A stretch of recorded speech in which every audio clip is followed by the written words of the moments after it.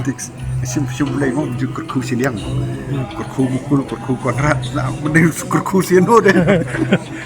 Day bakami tang nakasur upajba pag Voice of the People Party VPP kayo ya ka Jaiñtia na upajba manlong kaseng rulum ka baklan kumbamenta Ndrei wat UMP ka Rajya Sabha uba marway na kajala uba nakaseng NPP u Dr. Wanway Roy Karluki hakar potrik na ilur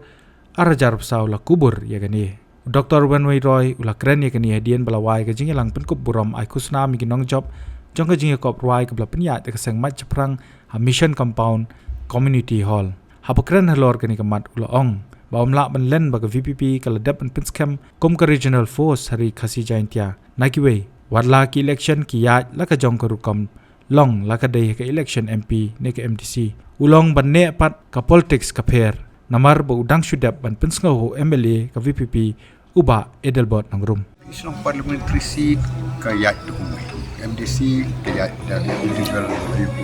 Henry Hoy ka tamla banlen ba VPP kala establish dia force, the regional force in Khasi and Jaiñtia.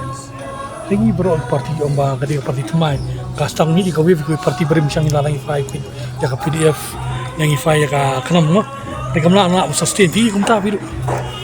ya ka tonai ano pi politics kade but sustain dai tang regional party even national party ru ka song ha ka baik sipor kongres lah hiram jaran martimdan ngobor keli kusya tang kumta there's no sustainable ni bom sustain ka politics kena ong ibadal ban meneng ong politics simulai ngom ju kurku siliang kurku mukul kurku kodrat la mending kurku siano de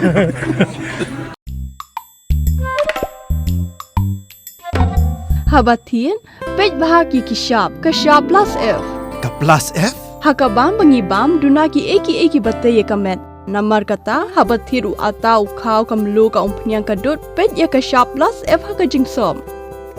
yaki nutrient kumki vitamin bat ka iron la icon diat bat ka bathau bha kam kta I ka dur jingki mar bam ka jing mat lani ka rukom shed yaki balehi bana kita